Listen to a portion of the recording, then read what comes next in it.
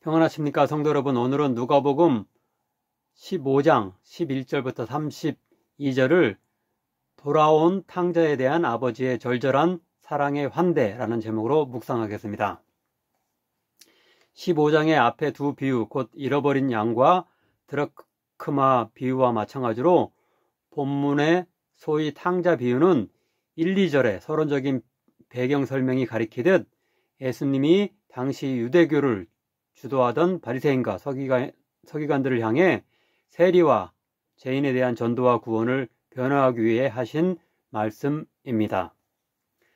하지만 여기서는 단순히 재산에 불과한 양이나 드라크마 정도가 아니라 자신의 사랑하는 아들을 잃어버렸다가 되찾은 아버지 이야기를 함으로써 매우 실감나게 당시 사회에서 구원에서 배제된 것으로 여겨진 세리 등의 죄인에 대한 하나님의 절절한 사랑을 묘사합니다. 따라서 이 소위 탕자 비유는 누가복음의 비유 중 선한 사마리아인의 비유 다음으로 유명한 이야기이며 개인적 회심을 이끄는 데 있어서는 성경 전체 이야기 중에서도 가장 감동적인 것이라고 할 수 있습니다. 이제 본문을 차례로 따라가 보겠는데요. 첫째로 11절부터 19절입니다.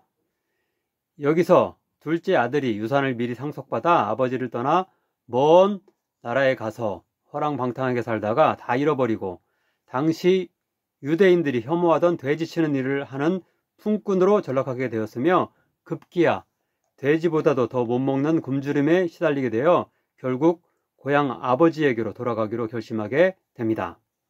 그가 겸손하게 자신의 가오를 깊이 뉘우치는 장면을 18, 19절은 이렇게 표현합니다. 내가 일어나 아버지께 가서 이르기를 아버지 내가 하늘과 아버지께 죄를 지었사오니 지금부터는 아버지의 아들이라 일컬음을 감당하지 못하겠나이다. 나를 품꾼의 하나로 보소서 하리라 하고 두 번째 구절인 20절부터 24절에서는 아버지가 그렇게 돌아온 아들에게 아무런 꾸지람과 벌도 내리지 않고 오히려 멀리까지 달려나가 얼싸안고 반기며 가장 좋은 옷과 귀한 반지와 신발을 신기도록 하여 아들로서의 자격을 바로 회복시켜주고 최고급의 송아지를 잡도록 하여 기쁨의 잔치를 벌이도록 합니다. 아주 엄격한 인간 아버지를 빼고는 대부분의 인간 아버지도 비슷한 행동을 하는 자녀를 괘씸하게 여기기보다는 본문의 아버지처럼 아들이 돌아오기만을 애타게 기다리고 있다가 바로 용서해주고 환대해줄 것입니다. 하지만 세 번째 구절인 25절부터 32절에 그 탕자의 형은 아버지와 정반대의 모습을 보이는데요. 즉 형은 동생을 반기기보다는 경계하며 아버지에게 다음과 같은 불만을 표시합니다. 나는 아버지 곁을 늘 지키고 거역한 적이 없는데도 염소 새끼 한 마리로도 잔치를 벌여주신 적이 없는데 창녀들과 노닥거리며 가산을 탕진한 이 못된 부르자인 동생에게는 어떻게 송아지까지 잡아 잔치를 벌여주신단 말입니까? 그가 형으로서 자신의 동생을 불쌍히 여기거나 반가워하지 않고 혹시 아버지의 남은 유산을 동생에게 빼앗기지 않을까 생각하여 경계만 하는 태도는 30절에서 동생을 동생이라고 지칭하지 않고 아버지의 이 아들이라고 지칭한 사실에서 짐작할 수 있습니다.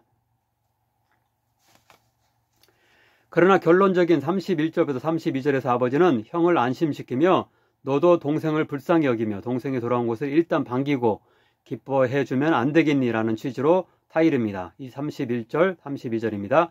아버지가 이르되 예, 너는 항상 나와 함께 있으니 내 것이 다 내 것이로되 이 내 동생은 죽었다가 살아났으며 내가 잃었다가 얻었기로 우리가 즐거워하고 기뻐하는 것이 마땅하다 하니라. 여기서 형은 바리새인과 서기관이 대표하는 주류 유대인을 뜻하고 돌아온 탕자인 동생은 세리를 비롯하여 죄인으로 취급받던 비주류에 소외된 유대인을 뜻한다고 말할 수 있습니다. 전자는 후자가 같은 핏줄의 동료 유대인이었음에도 불구하고 자신들만의 특권의식으로 후자를 하나님의 나라의 구원 백성에서 함부로 배제하고 후자가 과거의 죄를 회개하고 돌아왔을 때조차 그들을 인정하려 하지 않으려 했던 것입니다. 그러나 본문의 아버지가 상징하는 하나님은 죄인이었던 자가 회개하고 돌아오면 언제든 환대하시며 아들의 지위를 회복하게 하시고 기쁨의 잔치를 벌여주시는 애끓는 부정을 지니신 분이십니다. 아무쪼록 우리들도 이런 하나님의 절절한 사랑을 다시 한번 깨달아 혹시 그분에게서 잠시 멀어질 때가 있더라도 다시 회개하고 돌아가 그분이 베풀어 주실 기쁨의 잔치에 참여할 수 있기를 바랍니다. 또한 우리의 아버지이신 하나님을 본받아 함부로 이 세상의 어느 누구도 구원과 전도의 대상에서 제외하는 편협함에 빠지지 않고 모든 이들을 품고 사랑하며 복음의 잔치에 초대할 수 있기를 간절히 축원합니다. 기도하겠습니다. 사랑의 하나님, 탕자의 비유를 통해 아버지 하나님의 우리에 대한 절절한 사랑에 대해 다시 한번 깨닫게 하시니 감사드립니다.